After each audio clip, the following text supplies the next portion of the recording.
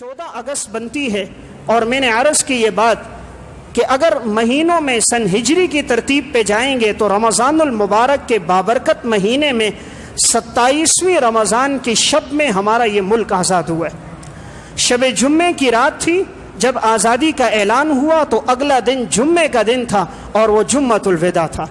تو اللہ نے یہ ہمیں ملک رمضان کے مہینے میں آخری عشرے میں 27ویں شب میں اور آنے والے جمعے کے دن میں اس کی آزادی ہوئی ہے۔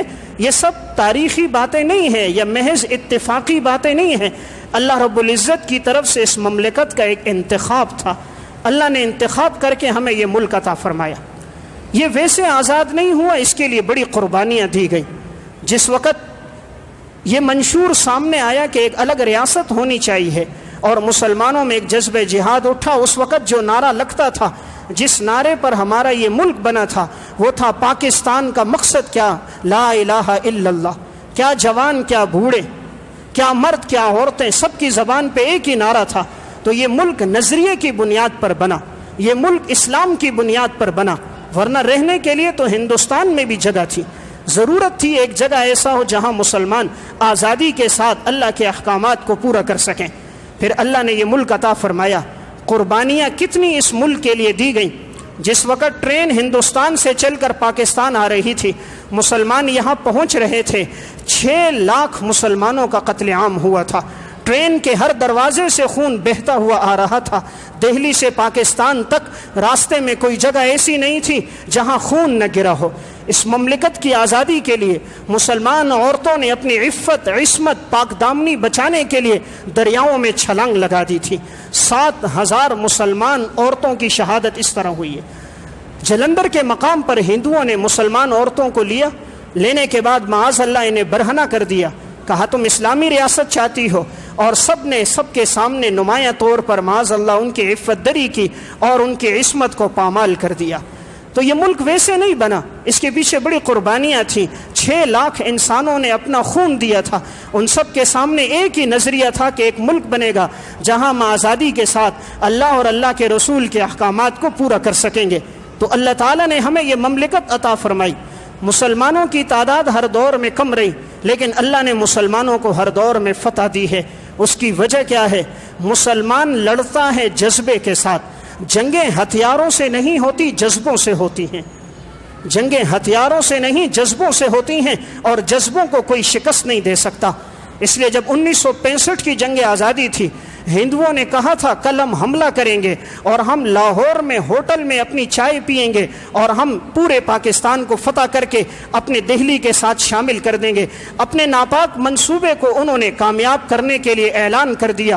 اس وقت ایوب خان کا دور خلافت تھا۔ ایوب خان نے آئے اور آ کر اس نے مختصر سا ایک اعلان کیا، اور ریڈیو پاکستان میں ایوب خان کا خطاب شروع ہوا۔ اس نے کہا مسلمانوں، ہندوؤں نے کہا ہے کہ ہم صبح ناشتہ لاہور میں کریں گے۔ انہیں پتہ نہیں یہ کس سے لڑنے کے لیے آ رہے ہیں۔ یہ ان مسلمانوں سے لڑنے کے لیے آ رہے ہیں جنہوں نے لا الہ الا اللہ کی بنیاد پر اس ملک کو بنایا۔ یہ اس مسلمان کے مقابلے میں آ رہے ہیں جو اللہ کو اپنا رب مانتے ہیں، محمد الرسول اللہ کو پیغمبر مانتے ہیں، جو قرآن کو اپنی کتاب مانتے ہیں۔ مسلمانوں اٹھو اور ان کا مقابلہ کرو۔ یہ 2 منٹ کا خطاب تھا جس نے مسلمانوں میں ایمان اور حرارت کے جذبے کو بیدار کر دیا تھا۔ پھر جب مسلمان اٹھے ہیں 1965 کی جنگ آزادی میں، اپنے جسموں کے ساتھ بم باندھ کر اور ان کے ٹینکوں کے سامنے لیٹ جاتے تھے۔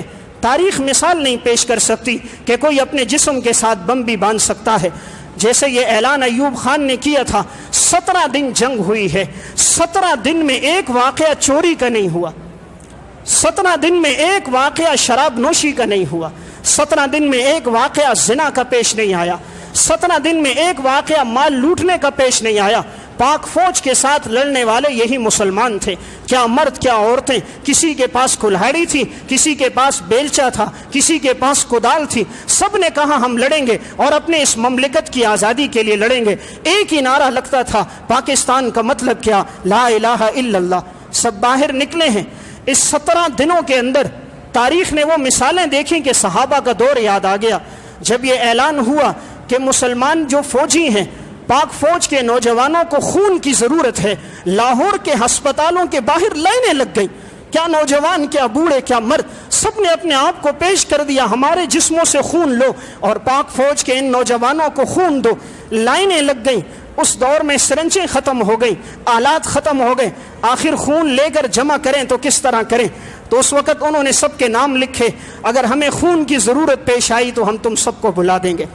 اس وقت اعلان ہوا کہ بھئی غذا کی قلت پڑ چکی ہے، جس کے پاس گھر میں آٹا ہو، غلہ ہو، لے کر آؤ۔ ہر مسلمان گھر میں گیا، کوئی 10 کلو آٹے کی بوری لے کر آ رہا ہے، کوئی ہاتھوں میں آٹا اور غلہ لے کر آ رہا ہے۔ عورتوں نے اپنی جھولیوں میں آٹا لایا، بچوں نے اپنے ہاتھوں میں غلہ لایا، لے کر یہ لوگ پہنچے اور انہوں نے کہا کہ ہم ان نوجوانوں کی مدد کریں گے۔ 17 دن کے اندر تاریخ نے وہ مثال بتا دی، کوئی نوجوان ایسا نہیں تھا جس کے دل میں جذبہ جہاد سرشار نہ ہو۔ اللہ نے مسلمانوں کو فتح دی الحمدللہ 1965 کی جنگ آزادی میں بھی۔ تو میں بات عرض کر رہا تھا، مسلمان لڑتا ہے جذبے کے ساتھ، اللہ نے مسلمان میں ایمان کا جذبہ رکھا ہے الحمدللہ۔ ہماری پاک فوج کے اندر بھی ایمان کا جذبہ ہے، اسی لیے تو امریکہ کا جو حکمران گزرا تھا صدر بش، اس نے ایک دفعہ یہ کہا تھا اگر اسلحہ میرا ہو، فوج پاکستان کی ہو، میں ساری دنیا پہ حکمرانی کروں گا۔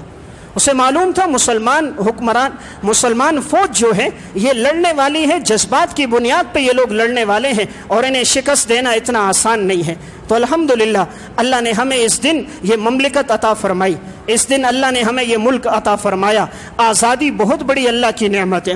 آزادی کی نعمت کشمیر کے لوگوں سے پوچھو، آزادی کی نعمت فلسطین کے لوگوں سے پوچھو، آزادی کی نعمت عراق، افغانستان، چیچنیا اور بوسنیا کے مسلمانوں سے پوچھو، آزادی کتنی بڑی نعمت ہے۔ آج آزادی ہے تو الحمدللہ ہم اللہ کی عبادت بھی کر رہے ہیں، مدارس کا نظم بھی چل رہا ہے، قال اللہ قال رسول کی دعوت بھی چل رہی ہے، یہ سب کچھ آزادی کی نعمت ہے۔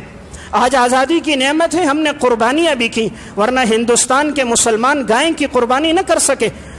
ممبر کے اندر ایک ہندو فوجی آ کر اعلان کرواتا تھا کوئی گائے کی قربانی نہیں کرے گا، لیکن الحمدللہ ہم نے قربانی کا عمل بھی کیا۔ آج یہ اللہ کا شکر ہے، ملک میں جہاں سے گزرتے ہیں مسجدیں نظر آتی ہیں۔ خدا نہ خواستہ اگر یہ ملک آزاد نہ ہوتا، آج ہم ہندوستان میں ہوتے، جہاں سے گزرتے مندر نظر آتے، جہاں سے گزرتے بت نظر آتے، جہاں سے گزرتے تو ہمیں غیر اللہ کے سامنے سجدہ ہوتا نظر آتا۔ اللہ کا فضل، جس گلی سے گزرے، جس علاقے سے گزرے، جس قریے سے گزرے، اللہ اکبر کی صدا، اللہ اکبر کی صدا ہوتی ہے مسجدوں سے، اور مسلمان کی ایمانی حرارت بلند ہو جاتی۔ یہ اللہ کا فضل کہ اللہ نے ہمیں ایک آزاد ریاست عطا فرمائی۔ اس دن ہم 2 رکعت شکرانے کی نماز پڑھیں، اللہ کا شکر ادا کریں کہ ہم غلام نہیں ہیں۔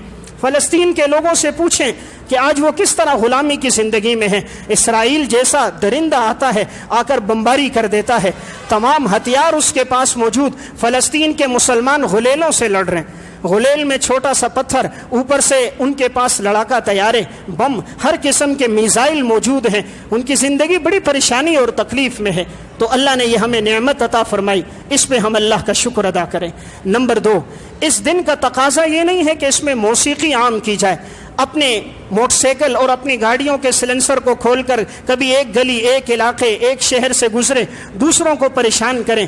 اس دن کا تقاضا موسیقی نہیں ہے، اس دن کا تقاضا فحاشی عریانی نہیں ہے، اس دن کا تقاضا اللہ کے سامنے سر بسجود ہو کر اللہ کا شکر ادا کرنا ہے کہ اللہ نے ہمیں ایک آزاد ریاست عطا فرمائی ہے۔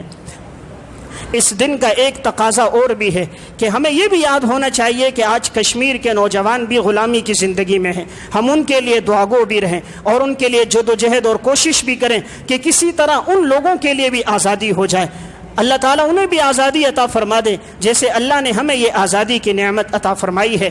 تو میں بات عرض کر رہا تھا، آج کا دن اس لحاظ سے بڑا بابرکت دن ہے کہ اس دن اللہ نے ہمیں ایک ریاست عطا فرمائی، جس ریاست میں مسلمان بڑی آزادی کے ساتھ، بڑی خوش دلی کے ساتھ اللہ کے احکامات کو پورا کر رہا ہے۔ جب 1965 کی جنگ آزادی تھی، جیسے ہی یہ اعلان ہوا تھا، مسلمان عورتیں بھی گھروں سے باہر نکل آئی تھیں، جہاں سے پاک فوج کے نوجوان گزرتے تھے وہ ان کی گاڑیوں کو چومتے تھے، گاڑیوں کے ٹائروں کو بوسہ دیتے تھے، یہ کفار کے مقابلے میں جا رہے ہیں، جہاں سے لڑنے والے گزرتے ان پر پھول نچھاور کر دیتے تھے۔ کسی علاقے میں اگر پاک فوج کا نوجوان آ جاتا، کہتے یہ وہ تھے جنہوں نے 1965 کی جنگ آزادی میں شرکت کی تھی، ہر ایک اس سے ملنے آتا، ہر ایک اس سے معانقہ کرتا تھا۔ تو اللہ نے ہمیں فوج بھی ایسی عطا فرمائی، اللہ نے ہمیں ملک بھی ایسا عطا فرمایا۔ آپ ساری دنیا پہ نظر دوڑائیں، اس وقت پوری دنیا میں 2 حصہ ایسا ہے جس پر پانی ہے، ایک حصے پر خشکی ہے، اور اس ایک حصے کی خشکی پر 7 بر اعظم ہیں۔ ان 7 بر اعظم میں ایک بر اعظم ایشیا ہے۔ ہم جو رہ رہے ہیں وہ ایشیا میں ہیں۔ اللہ نے ہمیں ایشیا جیسا بر اعظم دیا جو رقبے کے لحاظ سے پوری دنیا کا 1/3 رقبہ بنتا ہے، اور آبادی کے لحاظ سے ایشیا پوری دنیا کی آبادی میں 60% آبادی ایشیا کے اندر موجود ہے۔ اللہ نے پھر ہمیں یہ خطہ ایسا عطا فرمایا کہ اللہ نے یہاں 4 موسم رکھے ہیں، یہاں سردی بھی ہے، گرمی بھی ہے، خزاں بھی ہے، بہار بھی ہے۔ آپ کبھی برطانیہ والوں سے پوچھ لو، امریکہ اور یورپ والوں سے پوچھو، وہاں 8 مہینے سردی ہوتی ہے، برف باری ہوتی ہے، گھروں سے باہر نہیں نکل سکتے۔ ان کے پاس گرمی کا موسم کوئی نہیں، ان کے پاس خزاں اور بہار کوئی نہیں۔ اللہ نے ہمیں 4 موسم عطا فرمائے۔ اللہ کا بہت بڑا فضل اور احسان، اللہ نے ہمیں ایسی زمین دی جس زمین میں سال میں 2 دفعہ پیداوار ہو سکتی ہے۔ پوری دنیا میں ایسی زمین کسی کے پاس نہیں جس میں ایک سال میں 2 فصلیں کاشت کی جا سکتی ہوں، لیکن اللہ نے ہمیں وہ زمین دی جس میں ایک سال میں 2 فصلیں کاشت ہو سکتی ہیں۔ اللہ نے وہ زمین دی کہ اس میں جو غلہ اگتا ہے، جو پھل فروٹ اگتے ہیں، آپ دیکھ لیے پاکستان میں جو اگنے والا آم ہے، ساری دنیا کے آم ایک طرف، پاکستان کا آم ایک طرف ہے۔ پاکستان میں اگنے والا گجراوالا کا چاول، ساری دنیا کا چاول ایک طرف، گجراوالا کا چاول پکاؤ، اس کی مہک اور خوشبو اور ذائقہ ایک طرف۔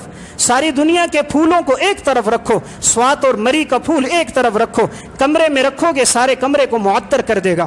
وہ پوری اسپرے کی بوتل خالی کرتے ہیں، وہ خوشبو نہیں جو اللہ نے اس زمین کی مٹی میں خوشبو رکھی تھی۔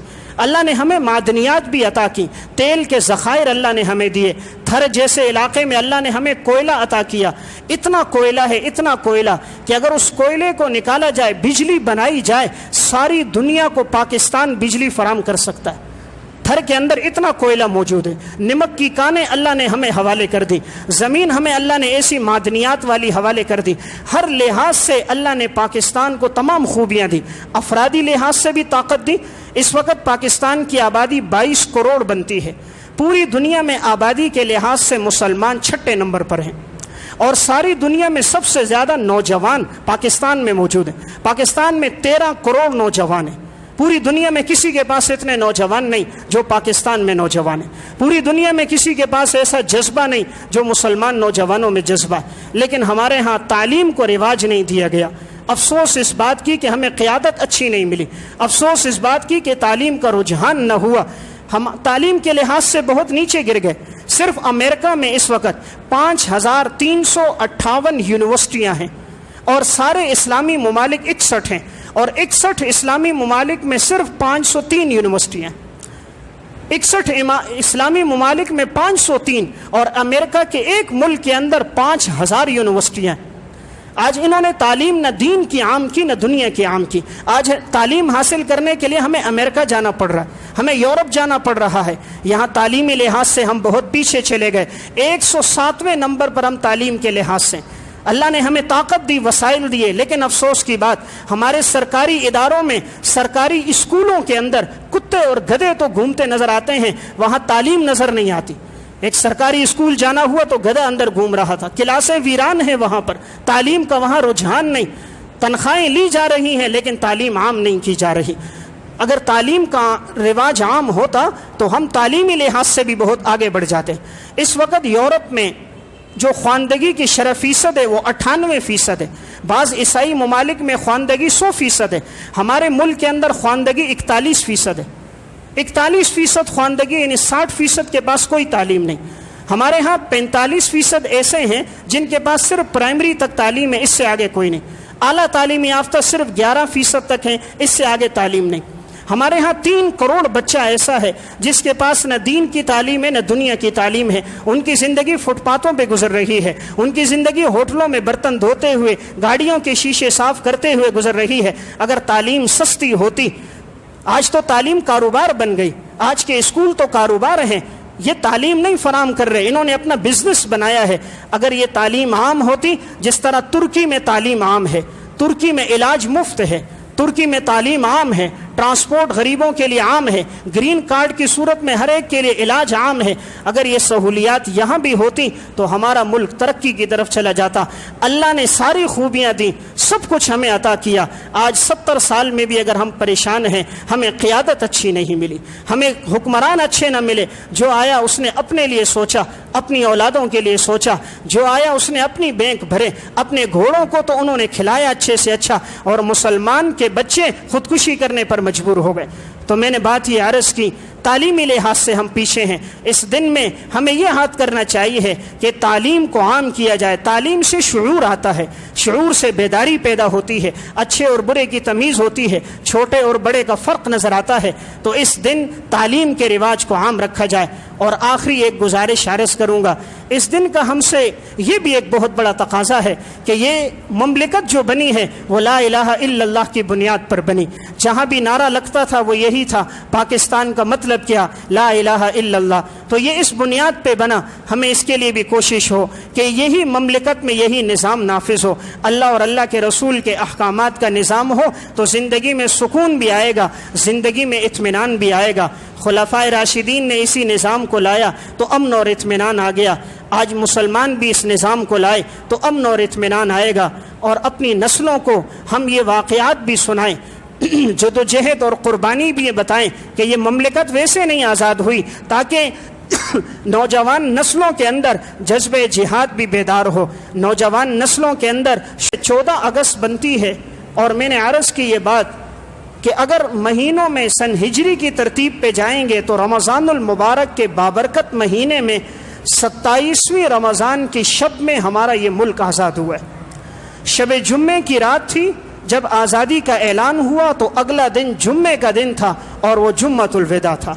تو اللہ نے یہ ہمیں ملک رمضان کے مہینے میں آخری عشرے میں 27ویں شب میں اور آنے والے جمعے کے دن میں اس کی آزادی ہوئی ہے۔